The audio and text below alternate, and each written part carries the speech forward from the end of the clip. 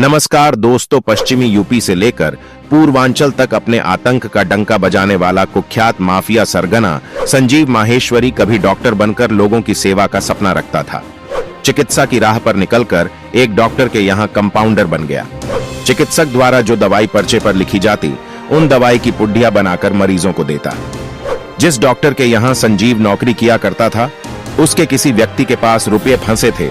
बार बार मांगने पर भी वो वापस नहीं लौटा रहा था। डॉक्टर ने संजीव को उस व्यक्ति के पास पैसे के तकादे के लिए भेज दिया। संजीव ने जाकर पैसों का तकादा किया तो उसने तुरंत चिकित्सक के रुपये संजीव को लौटा दिए। संजीव ने जैसे ही चिकित्सक को ले जाकर रुपये दिए तो चिकित्सक आश्चर्यचकित हो गया और संजीव को तुरंत इनाम दिया। यही से उसने शुरू कर दी रंगदारी की चिट्ठी लिखना।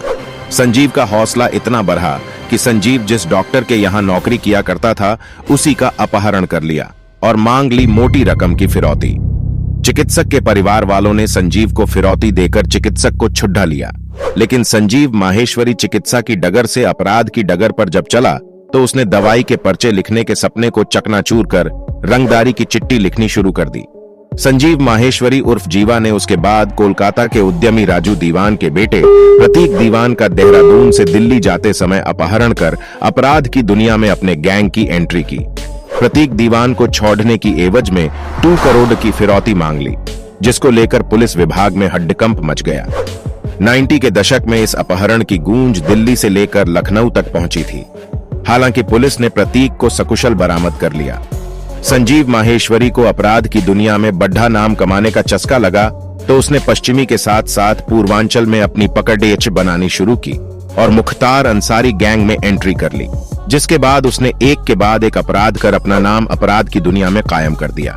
संजीव माहेश्वरी उस समय बढ़ी चर्चा में आया जब उसने बसपा सुप्रीमो मायावती के गेस्ट हाउस कांड के दौरान मायावती की मदद करने वाले भाजपा के दिग्गज नेता ब्रह्मदत्त द्विवेदी की गोलियों से भूनकर हत्या कर दी थी।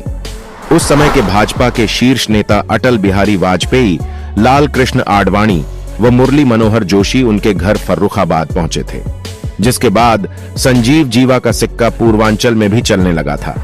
संजीव जीवा की दोस्ती मुख्तार अंसारी के खास माने जाने वाले शूटर मुन्ना बजरंगी से हुई।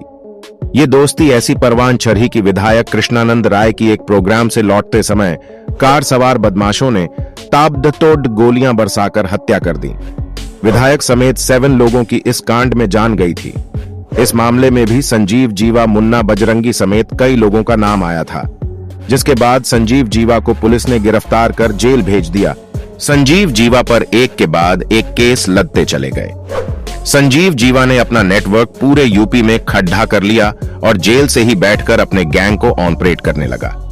संजीव जीवा की मुंबई एंट्री से सकते में आ गए थे बढ़े बढ़े बदमाश। दरअसल अंडरवर्ल्ड डॉन दाऊद इब्राहिम की संपत्ति की नीलामी रखी गई थी, जिस पर कोई भी उस नीलामी में भाग नहीं ले रहा था। तो संजीव जीवा अपने अपराध की दुनिया के साथी रवि प्रकाश के साथ मुंबई पहुंच गया और अपना नाम नीलामी के बोलीदाताओं में लिखवा दिया। अधिकारियों ने जानकारी निकाली और फिर यूपी पुलिस ने दोनों को मुंबई से ही गिरफ्तार कर लिया, क्योंकि उन दिनों संजीव जीवा व रवि प्रकाश कई मामलों में फरार चल रहे थे।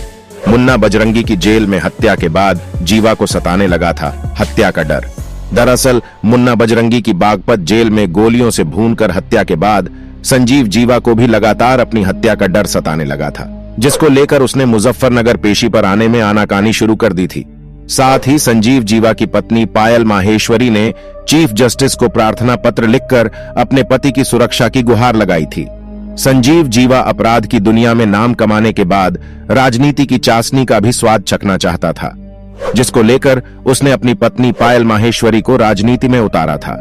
राजनीति में आने के बाद पायल माहेश्वरी ने रालोद का दामन थामा और 2017 में रालोद के सिंबल पर सदर विधानसभा सीट पर विधायक का चुनाव लड़े ही, लेकिन जिस तरीके के प्रदर्शन की उम्मीद थी ऐसा हो ना पाया और चुनाव हार गई।